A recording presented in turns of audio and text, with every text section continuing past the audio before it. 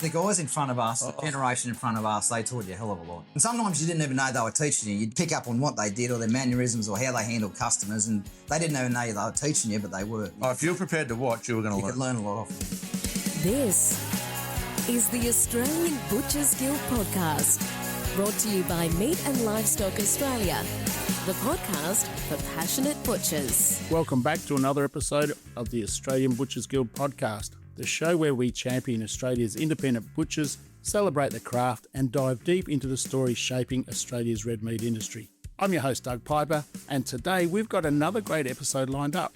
Joining us are a couple of legends who need no introduction in butcher circles, the voices behind the Meat Game podcast. These boys have been carving up the airways with great yarns from across the trade. They're passionate, they're raw, they're authentic, and most importantly, they're here to lift the industry the same way we are at the Australian Butchers Guild. So strap in, we're bringing two worlds together today. ABG meets the Meat Game, and trust me, this is going to be a great chat. G'day fellas, how you going? Good, Doug. How you going, mate? Hello, Doug. How are you, mate? Oh, mate, fantastic. Friday afternoon, look, getting closer to beer o'clock. Why wouldn't you be feeling this good? That's it. Yeah. One more hour, I reckon we'll be having a beer, I reckon. Only 1 hour. Yeah.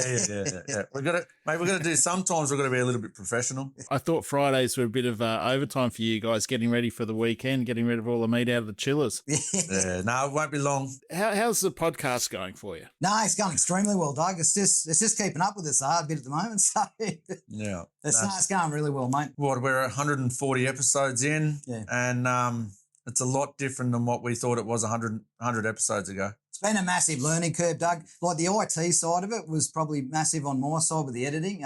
Last year was a tough year. This year's been a lot better.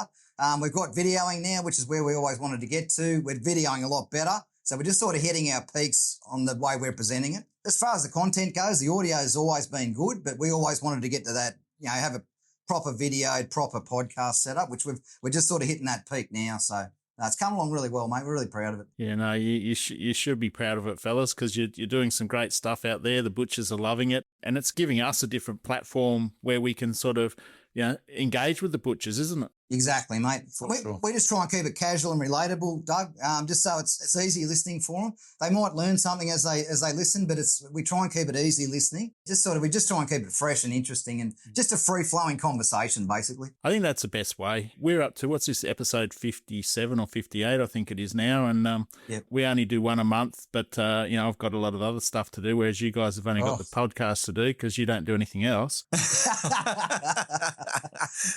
We hate free time, Doug. Hate it. We hate having free time. Brando, how about you, mate? How did you get started in the meat industry? Well, basically, Doug, my father was a livestock buyer. He was a cattle buyer. He was always on that livestock side, and that's where I started out. And I left school. I was going to be a real estate agent, and then I thought, I don't know what I'm going to do yet. And I was already doing it. I was already working at the abattoirs for probably like weekends and holidays and that. And I thought, I'll just go in there and have a bit of a crack. And I showed a bit of initiative, and they gave me the opportunity to learn to buy. And I did that for a little while. I actually come up working for Edward Throsby up here. But I sort of gravitated to the meat side of it and the meat sales side of it. I went through the system, the QA, learning a bit of boning, etc., and then worked my way out. And I was ended up in the sales side of it, and then went on to operations management, and then come back into sales again. So, and probably what excites me the most about the industry is the sales side of it. That's what I enjoy doing the most. So, hence, that's what I've done the most of my career. Buying live cattle is a bit of a skill, isn't it? It's what sort of traits, talking to the butchers out there, that a lot of them have probably never been to a sale yard or to an abattoir. What sort of traits do you look for when you're buying cattle? Oh, it's a tough one, Doug, and there's no course you can go and do to do it. You've basically got to have someone take you under their wing, and they teach you what to do and this and that.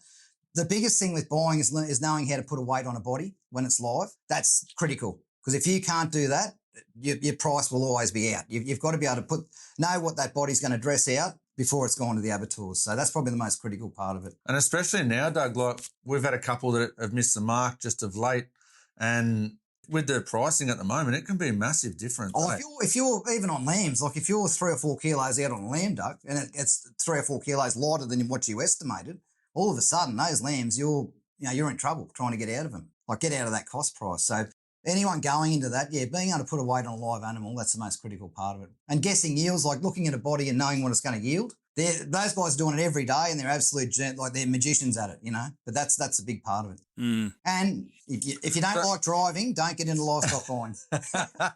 But when I mentioned yield just then, what I'm talking about is live to dress yield. So that might be 48 to 62%, depending on the quality of the animal. So that's what we're talking about yield there. Yeah. There's other yields we talk about, obviously in boning rooms and that, but that's your live yield. So because I didn't know that. I didn't know that until I worked at like a wholesale level. I didn't understand the yield from a live animal to when it's dressed. And when it's dressed, obviously it's got no hide, no gut, no head, no hooves, all that sort of stuff. So they've got to try and work out what it's going to lose off that first weight that they're looking at. Yeah. So when you ring your boss up, you'll say, I've bought 50 head of cattle. On an average, they're going to average this weight, and I'll put this yield on them. And if they go heavier or that, they'll say, they've yielded heavier than what he thought, or, look, that's a tick. Less than what he thought. No, it's on a costing point of view, it's a tick because they'll cost less. But as a salesman, if old mate wants 21 kilo lambs and you get 26 kilo ones in, you've got a problem. Even though they've cost less, you've still got a problem. Then you've got a problem with your customer. So it's finding that balance in the middle where the customer's getting the right weight, you're getting in at the right money, and that's the secret. It's being able to guess that carcass weight and carcass yield. That's how you achieve what you're trying to achieve there. And that is an art. But like I said, those guys are doing it every day, Yeah, you've got to be doing it. It's interesting how, you've got guys that have been there for so long and they've got such credibility out there, both like looking at them just live in the pen. I can't remember the guy's name. I think he was out at Scone or in the Hunter Valley somewhere. We took him on a trip I think we went up to Mount Isa with him many years ago, and he spoke about it all for the 3 days we were out there with all these other butchers. And it just completely blew the butchers away about how he can just look at an animal, go, that one's going to dress it around about sort of 350 kilos, tell you a bit about the breed, what sort of composition he's looking for. And they're unbelievable at doing it, Doug. Like if you get that was early on in my career, I was doing that. Like I said, I gravitated more to the meat side, but I've got mates that have done it their whole life, and they can do exactly that. Like they're very, very good at what they do, but they're doing it every day. So what are you doing today, Brando? What role are you playing in the meat game today? I'm in sales now, Doug. Right. Like I said, I went from livestock, gravitated to sales, did a little bit of QA and bits and pieces in the middle, and then and I did a bit of operations management stuff at Campbell's and that was a massive learning curve for me. Was working at B.E. Campbell. It was one of the greatest career moves I did, basically just to educate myself on yields and things like that. And then from there I gravitated into sales, and that's where my passion is in selling. And like I said, I go to work every day, and it's not a chore. It's just what I enjoy doing. So arguing with customers some days, but I do enjoy it. So. Do you reckon operations manager helped you sell meat though? Oh, it did. It did. And I was very good at it, and I did enjoy it, but I had an expiry date. Like it's sort of, I'm a buyer and a seller. Yeah. Not that operational stuff. I learned a lot of that at Campbell's, like I said, and I sort of fell into that role. But my preference is sales. Brando, what would be the toughest day you've ever had in the whole of the like your experience? What would that be? I really had to think about that one, mate. There's been a lot of tough days in the industry. Like every day you're going as hard as you can. But I'll go back to the livestock selling, my early livestock selling days. I was out at a sheep sale with Robert Woodward, my first employer. We were at Aiken sheep yard. So if you can imagine about 4 acres of steel, it's 50 degrees, and it was the hottest day I've ever experienced in my life, and I couldn't wait for it to end. Like it was so hot that day. That'd be the hardest day I've had. And that's probably the other thing too, Doug. I'd rather be in a chiller than out in the weather. Any day of the week, mate. I've done it out in the weather, and that was one of those days that I think, thank God. I look at it now when you get a hot day and think, thank God I don't work outside, And that's a very good question, by the way. Yeah, thanks, mate. For the listeners that are out there and you've been hiding under a rock somewhere, the boys had me on their podcast about a month ago, and it was really pleasing to be able to tell my story and how I got to where I am today. And we sort of had a bit of a chat with the guys, and they said, why don't we get you on as well? And yeah, great. And first thing Fieldy said was, oh, geez, I'm nervous already. I'm terrible. I am absolutely terrible. I'm shitting myself. That's why I'm trying to make him talk for longer so I don't have to talk as much. If I talk too much, Doug, and he doesn't talk enough. That's good. Have you seen technology play a big influence over the trade since you first started? I know, like... Massive. Yes. They're absolutely massive, Doug. And if I can say to any of your listeners out there, with technology, all I can say is keep up with it. You've just got it, whether you like it or lump it, and this is the way we've always done it. You've got to keep up with technology because efficiency is king these days. We all know that. And some of these systems out there, you can get that efficiency, but it's just, I think it's just something that just, you can't ignore it anymore. You've just got to get around there and start using social media. Like as far as technology goes, your biggest asset at the moment and your biggest free asset is social media. Get out there, do videos. And we're only talking about this on one of our other podcasts. If you don't like getting in the front of the camera, get over that. It's a bit embarrassing the first couple of times, but get over it. Use that technology to your advantage. Otherwise, it'll overtake you. All your competitors will overtake you. That's my thoughts on it. As far as technology goes, from what I've seen through a processor, what was available 20 years ago to what's available now, and there was, as far as a butcher shop goes, 20 years ago, there was none of that technology available. Now, there's systems out there that they're pretty close to what a processor uses that you can have in your shop. Inventories, yields, costings. It's a bit scary, but there's a lot of help out there. Like people can come in and help you with it. They can simplify it for you. I think a lot of people are scared of technology. Get over that. You've got to get over this technology thing. You've got to run with it. That's my humble opinion. But I think technology, learn how to go with it and you learn how to use it to your advantage. Yeah, it definitely does. Like the social side of it, I thoroughly agree. We've seen it change from butchers using it to sell meat. Now they're using it to engage people. They're progressing more, which is great. And there's some guys out there putting out some fantastic content, funny stuff. Yeah. But at the end of the day, they're still pushing their business. And these are the guys that the customer goes in and sees, and it creates that conversation piece. Rather than going there, can I just have a kilo of sausages and 2 T-bones or whatever? They go in there and the conversation starts straight away. You're the guy with the marrow bone trying to hit the window or whatever, So yeah. And the beauty of it is, Doug, you can get a product, you can show them how you made it, what ingredients went in it, how to cook it in the air fryer, for example. Yep. And they're going to watch it on TikTok. And when they go in that shop, they know exactly what they want. They know exactly what it's going to cost. And there's no fear of going in there, I think. Yeah. It's a great way of promoting your business. It's broken down the barriers a bit because a lot of people, what we've seen in the past, especially over the last 10 years, with consumers going to the supermarkets to buy their meat simply because they were too scared to ask the butcher. Yep, 100%. And the butcher is the wealth of knowledge. The butcher has the skills, the meat knowledge, and 80% of the time has the right cooking method. I can't say 100% because most butchers say the same thing. How do I cook that butch? 20 minutes, 180 degrees. That's the standard answer, isn't it? It really is. Yeah. And it's an easy one too. And it actually, to give everybody the credit, it probably pretty much works. It's pretty darn close. So it does work. But that's what the butchers has created now is they've opened up the doors to the customer, and now the customers are quite happy to go in there. And I always love walking into a shop and having to wait and just watch the butchers serving the customers. The customers are talking, and it's not all about just making that purchase.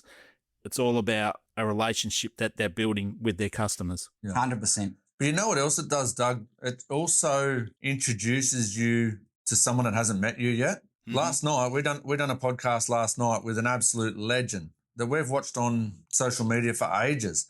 And Brandon's straight up, where you might be standoffish. I've met him before. Brandon's never met him. You might be standoffish and go, okay, I'll just slowly introduce myself. Nah, how you going, mate? Knew him straight away. You're already comfortable talking to them, and you've seen them, and it's like you know them. Yeah. So they're not going to be nervous coming up to your counter. No, because I watch their TikToks and that, and even the ones where they stuff around a bit, and they'll go, they're normal people. They're not these scary butchers. I'm going to go in there and buy meat off him, and I want to get some of those, products that he's putting in the air fryer and whatever. And they go in there, they know what they want. They've got no fear of you. They know they know what you like. They feel like they know you, basically. Yeah, exactly. Mm. Yeah. Okay, Fieldy. Oh, you ready? I have to talk now. Yeah. Go hard on him, Doug. Give it to me, put the spurs on, mate. Put the spurs on. Oh. Mate, where did it all start for you? Mate, I was doing another trade. There was a lot of downtime, not getting any work. The boss would say, he'd ring me at 5 o'clock in the morning and go, don't worry about coming to work today. So all of a sudden I'm not getting paid. I was living out of home, and the girlfriend at the time, she goes, well, go and work with Dad. So I did that in the shop at Brando Bay, Darren's Quality Meats. There was 7 butchers, myself, when I started my apprenticeship with them, and 13 girls on a Saturday. That shop pumped. That was a great shop. And, I got taught how to work real fast. It was good. Great shop. So it was probably the busiest shop on the coast, to be quite honest. Yep.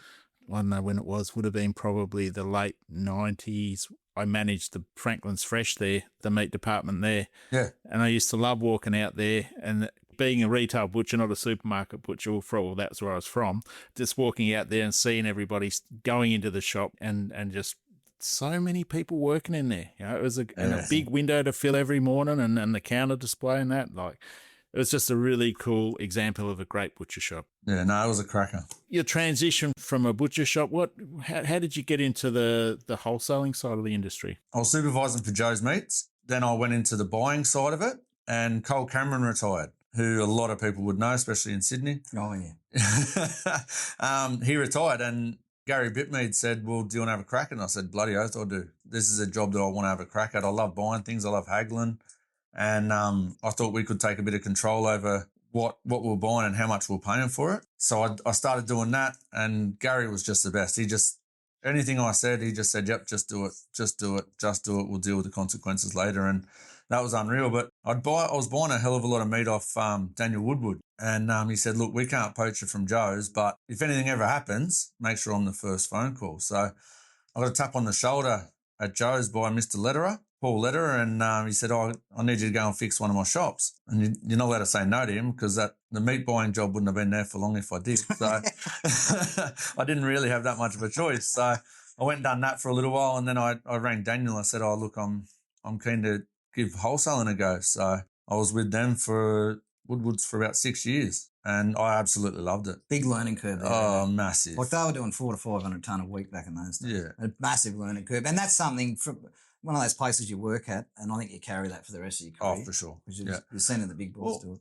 You want to clone yourself if running a depot, you want to run it how that depot was run. Yeah. And it was like clockwork every day. It was the busiest. Fast-paced, wasn't it? Oh. It was a lunatic asylum, but it just worked so well. Yep. There was a time there where they just dominated. You know? Yeah. And we were working with the best of the best. They could sell meat. Oh, yeah, the guys in front of us, the generation in front of us, they taught you a hell of a lot. You know? Yeah. Yeah. Hell of a lot. And sometimes you didn't even know they were teaching you. You'd pick up on what they did or their mannerisms or how they handled customers, and they didn't even know they were teaching you, but they were. If you were prepared to watch, you were going to learn. You could learn a lot off them, yeah. That Murray Valley back in the day, that was just nuts, and it was so good. And yeah, just learnt so much. Yeah. It's interesting now being on this side of the counter and working with and knowing some of these guys, and you understand why they operated the way they did. I don't think a lot of butchers understand that how crucial that part of the business is, because you can't hang on to the meat for too long because it's only got, as we know, it's only got a certain shelf life.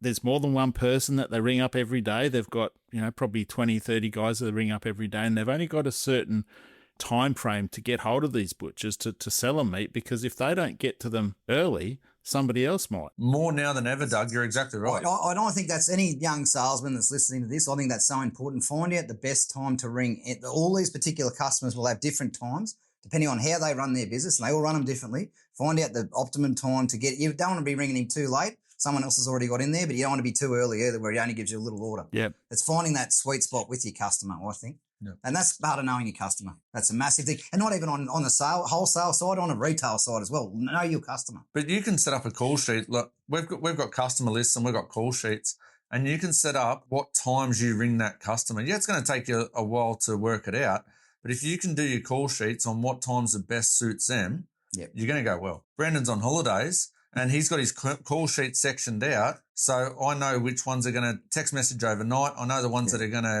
I ring, but like after I'm already left the depot, and then I know which ones to ring from 7 o'clock in the morning until 12, because he's got it sectioned out like that. So just on, you don't want to be annoying, and you don't want to ring in the same time every day when they're at their busiest. I mean, just tell them to go away. I'm too busy. You've got to be ringing them at that time where they've got time to talk. They've thought about what they want to order. And for some, that's 7 o'clock in the morning. For others, that's 11 o'clock. For some, they want to text through. And I don't want to talk to you during the day. I'll send you a text at 6 o'clock at night. That's fine. I'll ring them through the specials during the day, and then they send that concrete order. Is that ideal? No, but if I got an order off them at 11 o'clock in the morning, it would be minute. Whereas if I'd let them, they prefer to do it at night, I get a heaps bigger order at the end of the day. Fieldy, any challenges along the way, mate? Anything that you've had to overcome? Just a few.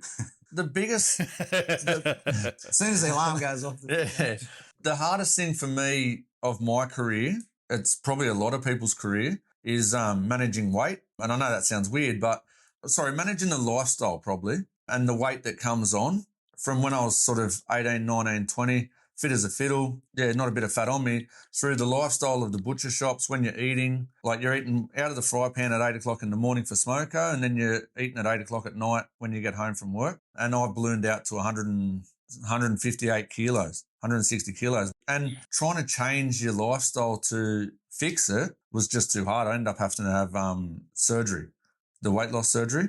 So probably the time management's probably the hardest part of everything I've done. Yeah. Health has got to be on a key thing for a lot of butchers too, because, we don't eat very healthy meals because we eat a lot. Well, nothing wrong with eating a lot of red meat, but it's the fat that's the problem. So I think, butchers you're not on your own. A lot of butchers out there did sack on a few kilos. Others are lucky enough that they can just burn it off straight away. So, and it's a trade where my youngest boy, he's 31, and he's starting to fill out now. He's been like a beanpole for most of his life, and he's a butcher, and he's just starting to fill out a little bit now. But he's aware of that, and he's got to start to look after himself a little bit more. And he does eat pretty healthy. He is reasonably fit, but there's obviously something there that he's probably eating too much of, and he needs to look after himself because, it's a trade that you've got to be fit for. You've got to be, you're on your feet all day long. You look after your back, and, your health is paramount. And that's the hardest thing, Doug. I think you're right. And the mental side of it, you're running. You are on your feet running all day long, lifting heavy things. You think you're doing exercise, but you're still putting weight on. I think the biggest thing of my problem wasn't so much what I was eating, it was when I was eating. I'd eat 2 massive meals a day, and it'd be out of the fry pan in the morning for smoko, and then 8 o'clock at night when I finally got home. And I'd go straight to bed. And that was 6 days a week. So yeah, that's the hardest thing. But I think right now, in the last few years, the most challenging thing, and it's an industry-wide problem, is staff. That's the hardest part now, is staff. Trying to find them.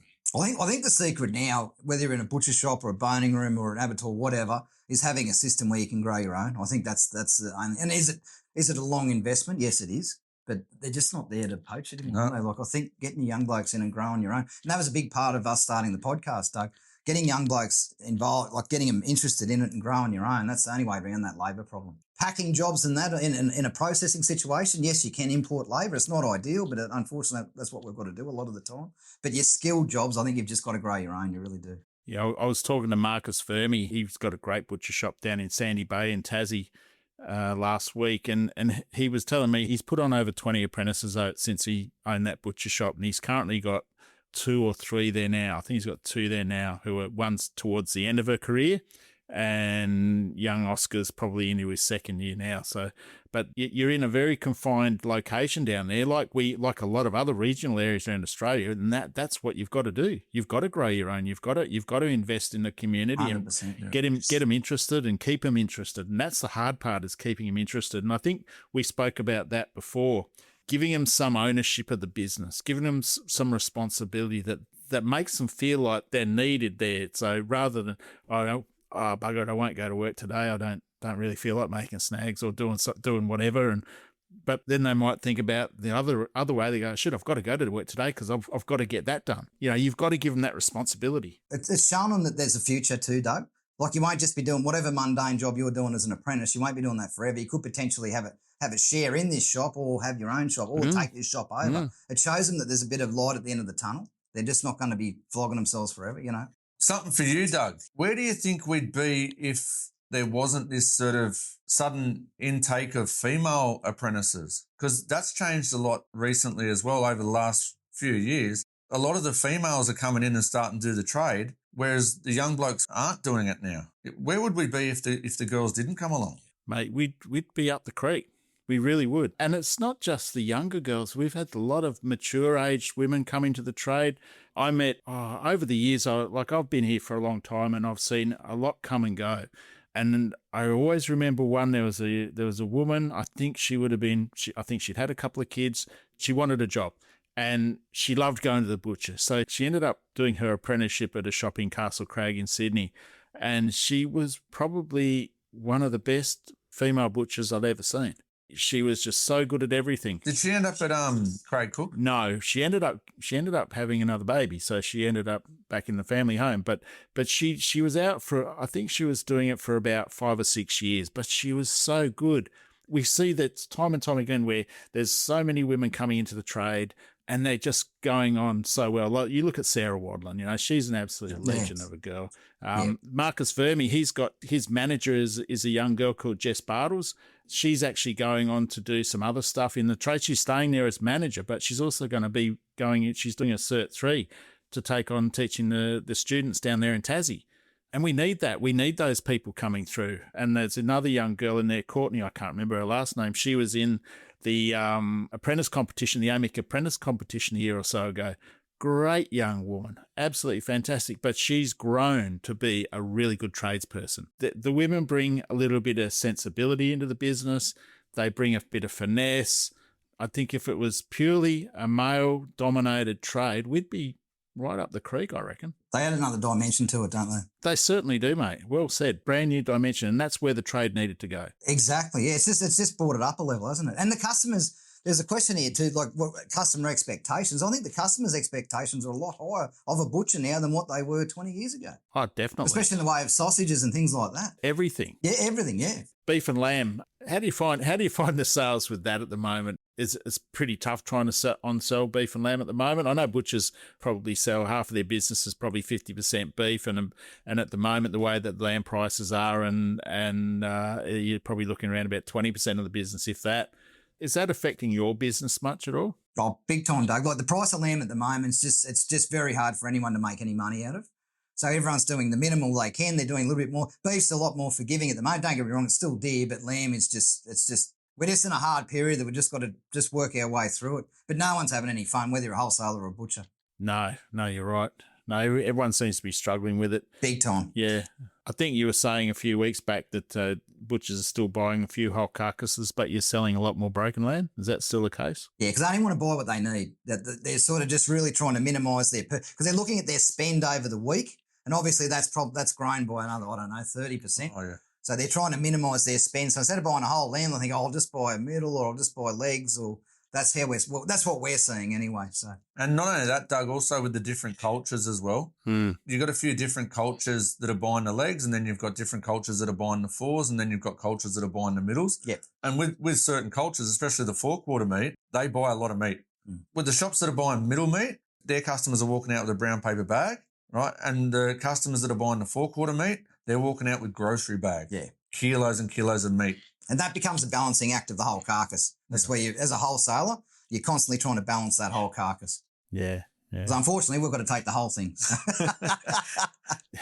Yeah, and then struggle to get rid of the That's exactly right, yeah. I remember one of the wholesalers telling me years ago on a Friday morning what was left on the rail, the truck would head out to Eastwood or somewhere like that where there's a big cultural demographic of butchers, and they'd get rid of all the meat out there, just go straight out there. When you get caught with something, Doug, you definitely go to certain sections. Like if we get caught with fours, there's customers will ring straight away. Hey, fellas, the podcast, the Meat Game podcast, so how did that all come about?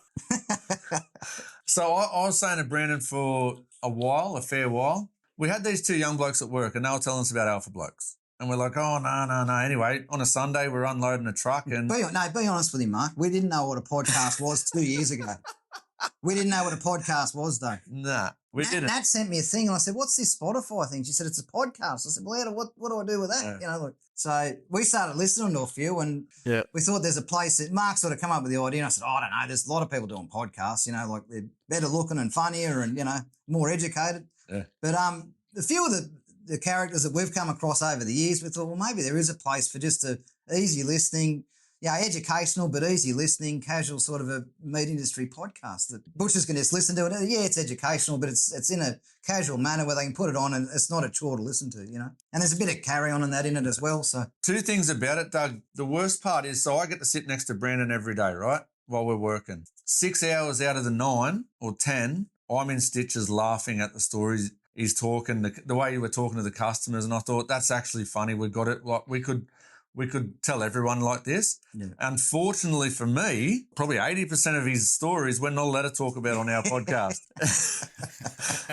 So ours is a little bit more loose than yours, Doug, but we still do have parameters. We still have boundaries and we're not allowed outside of them. So, and the reason we did that too, we want to, so people can have it on if they've got their kids in the car or they're watching it on TV. It's not one of those podcasts where it's just all gruesome, all, you know what I mean, the themes and some of them get a bit loose. We try and... You got to think of the audience. Yeah, we try and put a bit of a parameter on ours. Well, if you have a look, Doug, you go around to shops all the time and so many shops now, they have TVs in their shops. And why not have a podcast about explaining to your customer a different side of what they're seeing instead of having the football on, the cricket on, or having news on, or having Today's Show in the morning? Yeah. Put an industry-based podcast 100%. on. And then they're doing some of your promoting for you. But not only that, also we wanted to bring everyone together. Yeah. One thing we wanted to do, and this is one thing I learnt working with Brandon, there's so much a butcher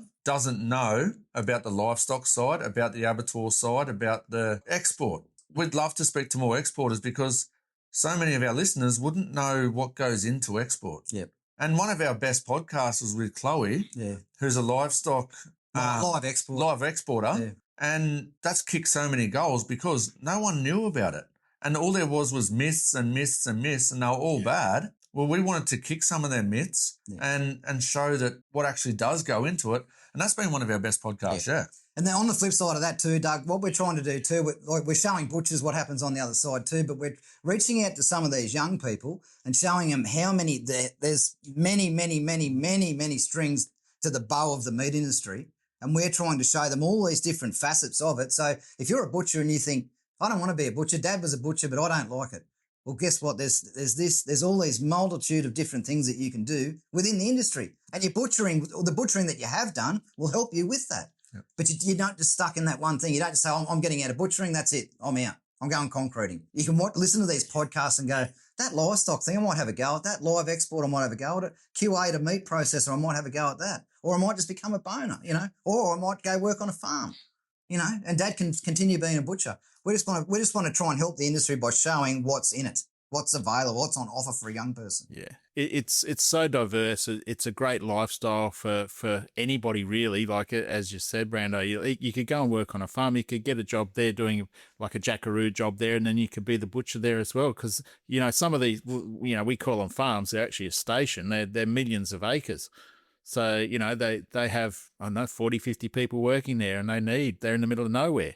So, you could get a job there. How cool would that be? What an experience that would be for a year or two, going living out there. For sure. And if you've already had time in the industry, they're going to choose you over the other people. Oh, 100% they will. Like I went into the meat side and I still, having a livestock background and knowing that side of it, that was actually opened the door to come into the exactly. sides. Back to the podcast again. Have you had a guest that's actually changed the way that you think about the meat industry? Anybody given you any? Oh, there's been many, and I don't want to single anyone out. There's been, out of 140 episodes, I reckon we've had 20 to 30 guests on that have changed the way I think about it. Like just from farmers, like you got that Macca. I was about to say, Macca. You got Mick Crawley. Mick Crawley, like 100%. Like having him at the head of the MLA, you just think, wow, we're on a win there. There's been so many, but Chloe Brand, the livestock lady. There's just been so many. I wasn't going to name any, but there'd be 20. Fiona McDonough, that was huge. That was awesome. Where they started and where they are now, it's just inspirational. Yeah, 2 women just killing it. And we did one just last night. Oh, yeah. Like that really connected with me. That was a belter. I'll come out and say it, especially from the Australian Brisket Board. I sat down with him last night, Doug, and I'm editing that podcast today, and I can't wait to listen to it because he had a couple of points on there that I really gravitated to and needed to hear, I think. Business points. And business points. And just he's just such a goer and just such a great bloke. That's changed. He has had a big change on the way I see things going forward. And that only happened last night. But yeah, there's so many good people in the industry, Doug. Yourself, we did a podcast with you, yourself, like there's just so many. You're right, Brendan, because we didn't expect the MLA officers to be like that. No. Like that shed light on it for us, Like you're showcasing the world, and that's the perfect office to do it in. It's the kitchen, awesome. the way everyone's working together and all the stations and Chef Dan Burke, meeting him and doing a podcast with him, that was awesome. Jay Beaumont. All of them. That's nuts. It's a big family, isn't it? It is. It is. It's a community and we love it. But that's the best bit about this podcast. The people I've met in the last 13 months I wouldn't have met in 20 years, Doug. And just how good a calibre of people are in the industry, that's exactly what we wanted to record content on. Yeah, I think most people have got a good story out there, but it's finding those niche ones that someone's doing something a little bit different, and someone's always got a different overview or a different view on life or way it should be.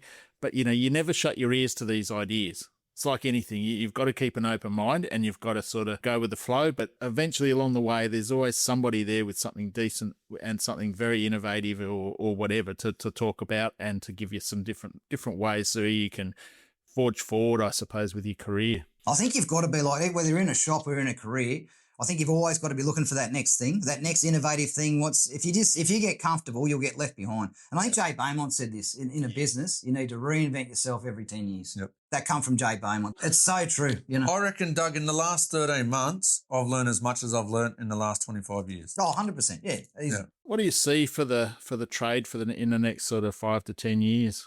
For the butchering trade? Yeah. We need to find staff. We need to build businesses around a shortage of staff and a shortage of skill. When you get an apprentice, spend the 50 grand, go and get an auto linker and teach them how to be a butcher as fast as you can.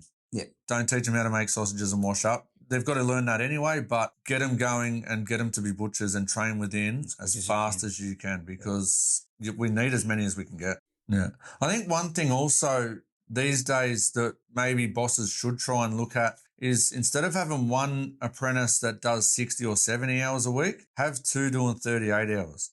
One, you're not paying the overtime. And two, you've got them working together. You can do them on a 4-day roster and they can learn together. What one doesn't know, the other one might. And not only that, you're not scaring them off because they're having to do a 70-hour week. They're coming fresh out of school to a 70-hour week. Well, they run for their lives. Exactly. I think that's been a problem in the past. Exactly, yeah. And not only that, if one leaves, you've still got the other one.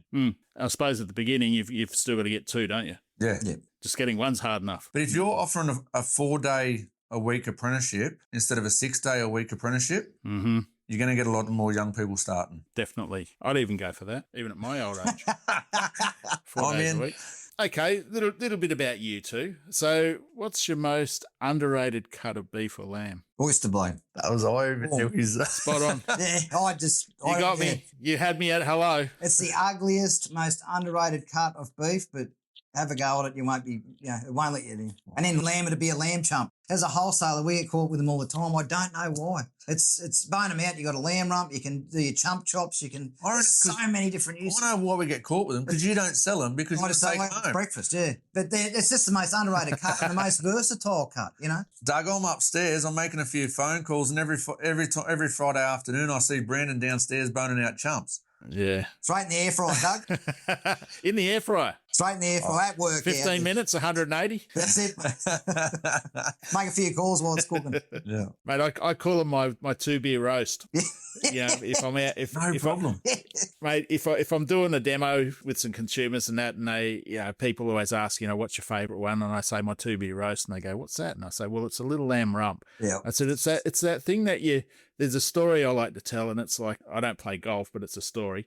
You've just spent all day on the bloody golf course, and you spent it probably about too long at the 19th hole having a couple of cold ones, and so you're on the way home, and the missus rings you and she says, where are you? And she says, oh, just on the way home. But hey, listen, don't worry about dinner tonight, love. I'm just going to jump into the butcher shop and I'm going to get some dinner. Okay, so all you got to do is put some veggies on or some salad together. That's fine. So you pull in the driveway, you run out the back, flick the barbie on, grab a coldie as you walk past the fridge, go and throw the couple of rumps on there. Pull the hood down, 2 beers later, it's ready, Done. You're out of trouble. They are such an underrated cut of lamb, I don't know why more people aren't using them. It's great.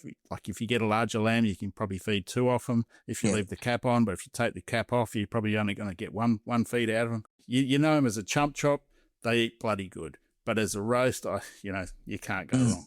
And the oyster blade, like we had a meat appreciation course yesterday for our new employees in the office. So I break down a lamb and I normally do a piece of beef, and we talk about the different cuts that come off beef and lamb, and you can sort of talk through both species because they're both the same muscle structure.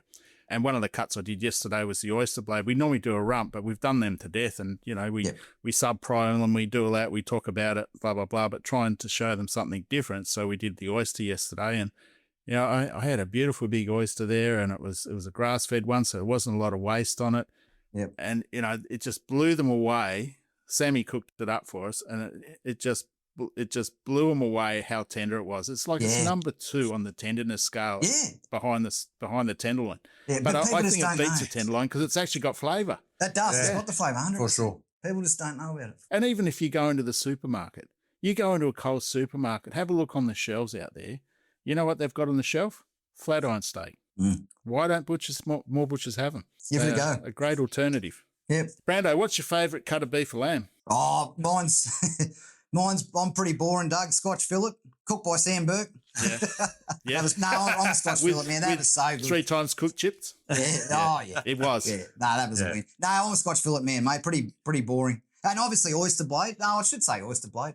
That'd be my second favourite. But just stock standard, my Monday to Friday cut would be oyster blade. Lamb would be a neck fillet. I hate saying it, but a neck fillet, I just don't think you can go past it. Are they ultra dear? Yes. Are they something that the punters want to go out and buy? No. But as far as eating quality, I think you can't go past a neck fillet on a lamb. Yeah, you can do anything with it. Oh, just so good. It's a beautiful piece of meat. That is a magnificent bit of meat. What about you, Fieldy? Sirloin steak, boneless sirloin, the wing end off the T-bone, bone that out, cut it nice and thick. Yeah, fat down on the pan or on the barbecue plate, and then been doing a fair bit of barbecuing lately, so I'm getting right into me brisket cooks. So, yeah, I'm really enjoying the low and slow side of it. So getting right in the low and slow. I am, yeah. I even tried to grow a beard, Doug, so I could fit in with the barbecuers. He's getting into this barbecuing scene, Doug. I saw you up the dam the other week. He's up the dam. He's competing. Yeah, he's becoming a barbecue. I was competing. We're losing him, Doug. Yeah. He's crossing over to the dark side. But no, it was, briskets are definitely becoming one of my favourites, and rump caps. I love a rump cap. Yeah. A picanha, no problem. On the lamb side, you won't get me past a butterflied lamb leg. I just think you can do so much with them. Well, you don't have to sell a whole leg of lamb anymore, do you? There's just so much you can do with it. Like you butterfly out the top side and the silver side, you butterfly that out, and you can do the same with the knuckle too. If you're pulling that out of it to keep the size down, you can butterfly that out, and it's basically the same size as 2 little lamb rumps when you think about it. You can still put that on the grill or chuck it in the oven or whatever. Well, that knuckle, Pete McGill, Chris, we did a podcast with him. As far as your cut ratings, your knuckle on a lamb is right up there, tenderness-wise, which is funny because you look at beef and you think, no, it's not a tender cut, but lamb it is. It rates really well. Well, fellas, look, it's been really good catching up with you boys again. Thanks for the invitation, Doug. It's been awesome. It's weird, but awesome. Yeah, it's very weird being the guest. I've been a bit nervous about this one, and we've done 140 podcasts, and I was walking up here, I thought, I'm a little bit nervous. Yeah.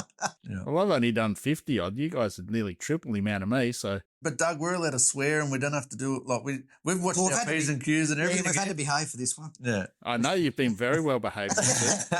Well, boys, look, thanks a lot for coming on board. It's great to have a podcast on a podcast. And everybody, if you haven't already listened to it, the Meat Game podcast, put your ears around it, have a listen. It's a bit of fun, a lot of information, and you listen to so many different types of people. So, Brando, Fieldy, thank you very much, guys. I look forward to catching up with you for a beer one day. All the best for the future. Thank you very much, Doug. Thanks for the opportunity, Doug. Thank you. This podcast is provided for information purposes only. The MLA Group strongly recommends that listeners exercise discretion and obtain professional advice before relying on any information in this podcast.